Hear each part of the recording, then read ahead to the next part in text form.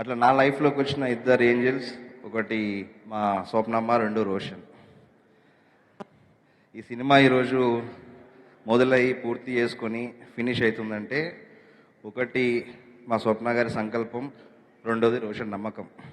రేపు పొద్దున 25వ తారీఖున ఈ సినిమా హిట్ కాబోతుంది. దానిలో 90% క్రెడిట్ వీళ్ళదే, ఒక 10% క్రెడిట్ మాత్రం నాది. ఎందుకు వాళ్ళు గార్డెన్ ఏంజల్స్ అనేదానికి ఒక 2 ఉదాహరణలు చెప్పి ఆపేస్తాం. ఒక 4-5 ఇయర్స్ బ్యాక్ స్వప్న గారిని మొదటిసారి కలిసి కథ చెప్పడం జరిగింది. తన కథ నచ్చింది. సో ఆ టైంలో కరోనా అవన్నీ వచ్చేసినాయి. ఎవరితో చేయాలి, ఎలా చేయాలి అని చెప్పేసి ప్లాన్ చేసుకునే టైంలో మా వైజు పాప పుట్టింది.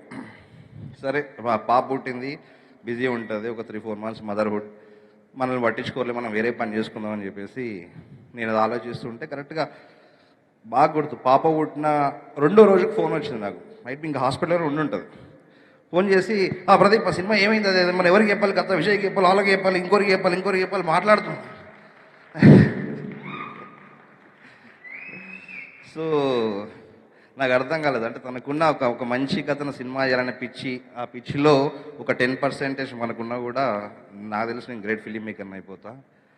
అండ్ తను ఒక డైరెక్టర్స్ డ్రీమ్ ప్రొడ్యూసర్.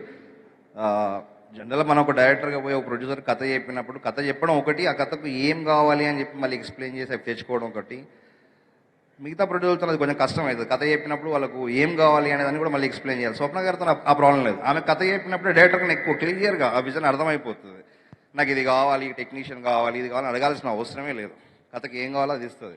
అందుకే ఈరోజు నేను లెజెండ్స్ తరణి గారు ఆర్ట్ డైరెక్టర్, మది గారు cinematographer, Mickey music director, and Peter Heins master, మా ఎడిటర్ చంటి గారు, ఇంత పెద్ద టెక్నీషియన్స్ని వర్క్ చేయడానికి కారణం కేవలం స్వప్న గారు.